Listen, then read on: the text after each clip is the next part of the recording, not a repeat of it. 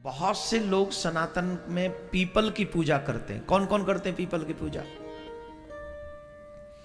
जो नहीं करते हैं वो करना शुरू कर दो। कुछ नहीं कर सकते तो कम से कम पीपल पे जल चढ़ाना शुरू कर दो। 5 मिनट की ये कहानी मैं आपको सुना रहा हूं। इस कहानी को ध्यान से सुनना। रविवार के दिन पीपल को जल नहीं चढ़ाना चाहिए। रविवार के दिन न तो तुलसी को जल चढ़ाया जाता है और ना ही पीपल को।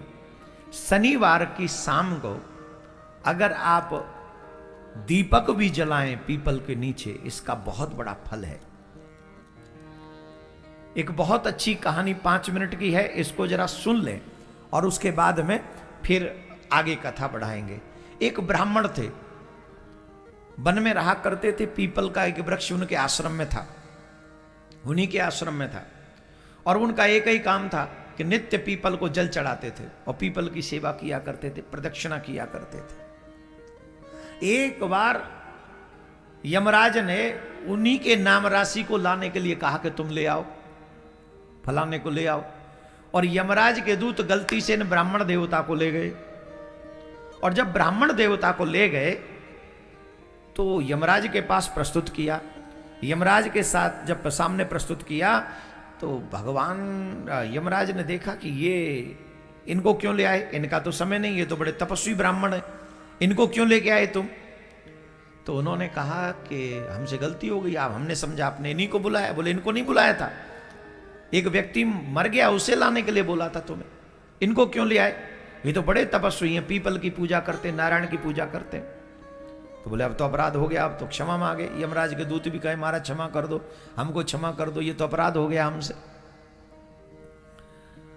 बोले कोई बात नहीं। तो यमराज बोले कि अब आप चले जाओ। बोले चले जाएंगे, पर एक काम करो, पहले हम सब नरकों को देखना चाहते हैं कि यहां कौन कौन से नरक हैं और किस किस को कितना दुख मिलता है। उन ब्राह्मण देव को लेकर वो नरकों की ओर गए धर्मराज, और वहां जाकर देखा तो सब लोग बड़े दुखी थे। किसी को गर्म बालू पर नंगे पांव दौड़ाया जा रहा है, किसी को आग में तपाया जा रहा है, किसी को भट्टी में झोंका जा रहा है, किसी को पेड़ से उल्टा लटकाया जा रहा है, किसी को सामने रखकर बाणों से निशाना बनाया जा रहा है, किसी को नाना प्रकार के दुख मिल रहे हैं, अनेक। कोई गर्म भट्टी है, चूल्हे पे कढ़ाई चढ़ी है, उसमें झोंका जा रहा है, तपाया जा रहा है, तांबे की भूमि पर दौड़ाया जा रहा है, गर्म बालों में किसी को पानी में डुबाया जा रहा है, किसी को कीड़े मकोड़े खिलाए जा रहे हैं। उनकी ये दशा देखकर ब्राह्मण देव को बड़ा कष्ट हुआ, रोने लगे ब्राह्मण देव। और उनकी हाय हाय, वो सभी जो लोग नरक में थे वो चीख रहे थे, बचाओ बचाओ बचाओ, हमारी रक्षा करो, हमसे अपराध हो गया, हमसे अपराध हो गया। तो ब्राह्मण देव ने पूछा तुम लोग कभी ना कभी तो मनुष्य बने होगे। ध्यान से सुनेंगे सिर्फ 1 मिनट, और ये बहुत गजब की लाइन है। ब्राह्मण देव ने कहा कि तुम कभी ना कभी तो मनुष्य बने होगे, और मनुष्य बनकर क्या तुमसे कोई सत्कर्म नहीं हुआ? तुमने कभी नारायण की पूजा नहीं की, तुमने कभी पीपल को जल नहीं चढ़ाया, कैसे नरक भोग रहे हो बताओ? तो उन्होंने कहा महाराज हमारे नरक भोगने का कारण है। कई बोले हमने झूठी गवाही दी कोर्ट में जाके, किसी ने कहा मैं रात दिन चोरी करता रहा, किसी ने कहा मैंने परस्त्री गमन किया, किसी ने कहा कि महाराज मैं आए हुए अतिथियों को बड़ी घूर घूर के दृष्टि से, क्रोध भरी दृष्टि से देखता था। अनेक पापी थे, नाना प्रकार के पाप करते थे। मैंने अपने माँ बाप का अपमान किया, मैंने वेदों की निंदा की, मैंने पुराणों की निंदा की, मैंने भक्तों की आदि इतनी बातें सुनाते रहे। भगवान ब्राह्मण देव बोले तुमने इतने पाप किए,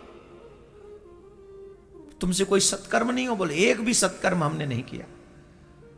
तो धर्मराज ने कहा चलिए अब आपका हो गया, आपने नरक देख लिया, आप निकलिए, चलिए अब आप नीचे जाइए। ब्राह्मण देव ने कहा मैं नहीं जाऊंगा। बोले क्यों? बोले इतने लोगों को दुखी देखूं तुम्हारे नरक में, और इतने लोगों को दुखी देखकर भी मैं शांत रहूं और मैं लौट जाऊं, तो मैं काहे का ब्राह्मण? उन्होंने वही प्रार्थना की भगवान से और कहा अगर मैंने एक क्षण भी हे नारायण तुम्हारी सच्चे मन से तपस्या की हो, सेवा की हो, तो आप मेरे ऊपर कृपा कर दीजिए। क्या? बोले जो नरक में ये दुख भोग रहे इनको नरक से मुक्त कर दीजिए। महाराज ब्राह्मण देव का यह संकल्प हुआ कि वो सब पापी उनके संकल्प भर से वो शरीर त्याग कर दिव्य दिव्य रूप बनाकर भगवान के स्वर्ग की जाने के लिए तैयार हो गए। सब जाने लगे, नरक खाली होने लगा और ऑलमोस्ट सब चले गए। कुछ पापी लोग बचे रह गए, उनका कल्याण नहीं हुआ। बोले उनका कल्याण? तब नारायण भगवान प्रकट हुए। यमराज ने कहा प्रभु ऐसा इन ब्राह्मण देवता ने क्या कर दिया कि 1 सेकंड में सब नरक खाली हो गया और फिर कुछ पापी और बचे रह गए। कुछ पापी और बचे रह गए, इनका कल्याण क्यों नहीं हुआ? 2 प्रश्न है, ये इनका कल्याण कैसे हो गया और ये बचे कैसे रह गए? भगवान ने कहा सुनो, ये ब्राह्मण साधारण नहीं है, इन्होंने नित्य पीपल की पूजा की है और वृक्षों में पीपल मैं हूं, वृक्षों में पीपल मैं हूं। तीनों देव पीपल में वास करते हैं, ब्रह्मा विष्णु महेश, तीनों देव। और जो इन ब्राह्मण देव ने जो जल चढ़ाया है उससे मैं तृप्त हूं और इनका इतना तप है कि इनके संकल्प मात्र से ये सब बड़े से बड़े पापी इनका कल्याण हो गया। पर महाराज ये बचे हुए कौन रह गए? बोले ये बचे हुए वो लोग हैं जिन्होंने पीपल काटे हैं, इन्होंने पीपल काटे हैं और जिन्होंने पीपल काटे हैं उनका कल्याण नहीं हुआ, वो नरक में रह गए। और ये ब्राह्मण देव धन्य है कि खुद तप करके भी, व्रत करके भी इन लोगों के दुखों को इन्होंने समझा और उनका कल्याण कर दिया, उनका बेड़ा पार कर दिया। भगवान प्रसन्न होकर गए। मैं आपसे एक बात कह रहा हूं, अब ये कहानी सुनाने का रीजन क्या है? पूछो पूछो। आप एक कर्म करें, हम लोगों से कभी न कभी कोई न कोई त्रुटि हुई है कि कभी पीपल उखाड़ दिया, काट दिया, जो भी हुआ। कई घरों में पीपल हो जाते हैं। अब वो अपराध तो हुए तो नरक में जाना पड़ेगा फिर, और बचे जा सकते अभी मनुष्य रहते रहते। और कैसे? कम से कम 5-5 पीपल के वृक्ष रास्ते में लगाएं कहीं, जो आते जाते हुए लोगों को छांव मिले उसकी, और तब तक उनकी देखभाल करें जब तक वो बड़े न हो जाएं। और इतना आप कर सकते हैं। 5 पीपल मेरे विचार से 50 रुपए से भी कम में आ जाएंगे, 50 रुपए भी नहीं लगने।